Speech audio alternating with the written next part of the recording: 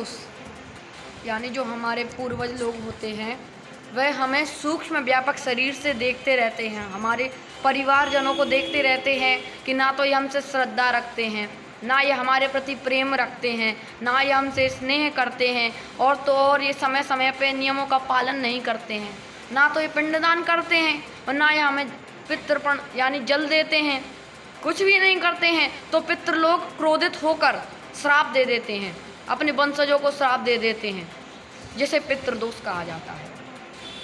पितृदोष के लक्षण होते हैं यानी जो हमारे पितृ होते हैं वह अगर हमसे नाराज हो जाते हैं तो उसे पितृदोष कहा जाता है। तो अभी मैंने आपको बतलाया था कि पितृदोष किसे कहा जाता है। अब पितृदोष के कई कारण बतलाए गए हैं। कहा गया है जो हमारे आचरण होते हैं, अगर कोई परिजन से कोई त्रुटि बन जाती है उसे पितृदोष कहा जाता है। मेरे आचरण से या और किसी के और परिजन के आचरण से पितरों को कष्ट प्रदान होता है, और समय समय पे पितरों का अगर हम पिंडदान नहीं करते हैं, पूजा पाठ नहीं करते हैं और ना अंत्येष्टि में हमारा मन लगता है, यह पितृदोष के कारण है।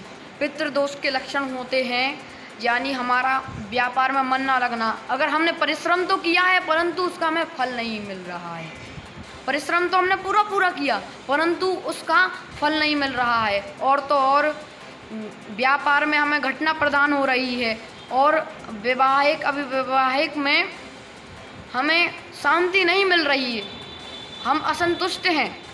अगर हम कोई शुभ कार्य कर रहे हैं तो उसमें हमारा मन नहीं लग रहा है, पूजा पाठ इत्यादि में मन ना लगना, कोई भी कर्म करवाएं, अगर अपन कोई भी पूजा करवाएं अपने माता पिता के लिए, अपन भी कोई भी दान दें, गौ ब्राह्मण कुछ भी दान दें, परंतु उसमें मन ना लगना, मन व्यापार में नहीं लग रहा है, हमें व्यापार में सफलता नहीं मिल रही है, और हम परिश्रम तो पूरा कर रहे हैं परंतु उसका फल हमें नहीं मिल रहा है। हमारे परिवार में क्लेश यानी हमारे परिवार में संतुष्टि नहीं है, लड़ाई झगड़े होते जा रहे हैं, और तो और कोई अविवाहित रह जा रहा है अपने घर में, यह पितृदोष के कारण है। पितृदोष दो प्रकार के होते हैं यानी अधोगति वाले और एक ऊर्ध्व गति वाले। जो आदि गति में गया हो, अधोगति यानी जो आदि गति में गया हो, आदि जिंदगी जीकर गया हो, उसे अधोगति वाले कहते हैं। और ऊर्ध्व गति वाले यानी जो लोग पूरा जीवन जीकर गए हों, जितनी उनकी लिखी थी उतनी जीवन जीकर गए हों, वो ऊर्ध्व गति वाले होते हैं। अब बतलाएंगे कि अधोगति से हमें क्या कष्ट प्रदान होता है। अधोगति वालों से जो वह अपनी आदि संपत्ति छोड़कर जाते हैं, अगर हम उसको ले लें, हमारे नाम तो कर गए, पर अगर हम उसको ले लें और उसका गलत प्रयोग करें, उसका सही प्रयोग ना करें, उससे दान ना दें, उससे गौदान ना दें, और तो और उसका गलत प्रयोग करें तो हमें कष्ट प्रदान होता है।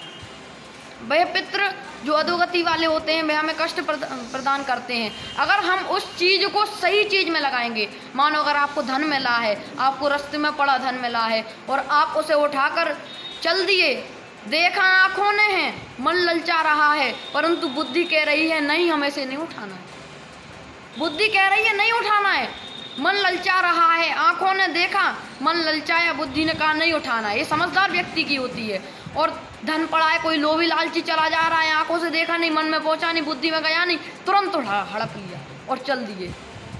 ऐसे लोग होते हैं आजकल संसार में। तो अधोगति वाले यानी अगर वह आदि गति में उन्होंने अपने शरीर का त्याग कर दिया है और जो उनका धन संपत्ति वो हमने ले ली है, तो उसको अगर हम सही चीज़ में नहीं लगाएंगे तो उससे हमको कष्ट प्रदान होगे। हमारी वो जो उनकी पूरी संपत्ति थी वो सारी नष्ट हो जाएगी। ऊर्ध्व गति वाले वे सामान्य पितृ रहते हैं, वे कोई कुछ नहीं करते, परंतु अगर उनका समय समय पर सम्मान नहीं किया जाए, समय समय पर उनका सम्मान नहीं किया जाए, और तो और उनके समय समय पर पिंडदान नहीं किया जाए, समय समय पे उनकी पूजा पाठ नहीं करवाई जाए, तो वे हमें कष्ट प्रदान करते हैं, नहीं तो वे बिल्कुल कष्ट प्रदान नहीं करते। ये तो दो प्रकार के पितृ हो गए, इन्हीं से हमें कष्ट प्रदान होता है। पितृदोष से शांति के कई उपाय बतलाए गए हैं, जैसे कि षोडश पिंडदान। ये तो सब कुछ करते हैं, यानी सब लोग करते हैं, सामान्य है, सब लोग कर सकते हैं, चाहे कोई गरीब हो चाहे अमीर हो। षोडश पिंडदान तो सब कर सकते हैं। षोडश यानी 16 पिंडदान करना। दूसरा, श्रीमद् भागवत कथा का पारायण, यानी श्रीमद् भागवत कथा का आयोजन करवाना।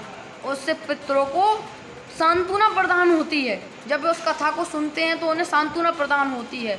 और ब्राह्मणों को दान देना, ब्राह्मणों को गौदान देना, मंदिर आदि में पीपल या बट का वृक्ष लगाना, तालाब या सरोवर का आयोजन करना, यानी कुआं, बवड़ी या तालाब, इन सब को बनवाना। इन सब आदि कार्यों में और तो और सबसे ज़्यादा विष्णु भगवान के स्तोत्र का पाठ करना या करवाना। विष्णु भगवान के वैसे तो नित्य ही नित्य विष्णु भगवान के श्लोक का जप करते रहना, मंत्र का जप करते रहना। और दूसरी उपाय, जो पितृ होते हैं, अगर उनके प्रति हम कोई पूजा पाठ या मूल पाठ कुछ भी करवाते हैं, श्रीमद् भागवत कथा का पारायण करवाते हैं, और कोई भी पुराण या कोई भी पौराणिक चीज़ करवाते हैं, तो पितरों को शांति प्रदान होती है। और तो और अगर हम, देखो सूर्य हमारे पिता हैं, और अगर हम सूर्य भगवान को जल देते हैं, तो जब हम सूर्य भगवान को जल देते हैं तो जल देते समय हम उनको जल दें तो इस मंत्र का जप जरूर करें। और तो और भगवान की तस्वीर, जो भगवान की तस्वीर होती है, उस तस्वीर को सामने रखकर, भगवान के सामने बैठकर एक मंत्र भी हम बताएंगे, उस मंत्र का जप करते रहें। और भगवान की प्रतिमा के पास में बैठकर उनका भजन करें उस मंत्र का, शिव जी की प्रतिमा के पास। अगर नहीं हो तो घर में ही बैठकर, मंदिर नहीं जा पा रहे हैं तो घर में ही बैठकर, एक जगह पर बैठकर घर में ही एक आसन बिछाकर उस पर जप करना। पितृदोष में शांति के उपाय हैं कि हमें पितरों के लिए पिंडदान जरूर करना चाहिए।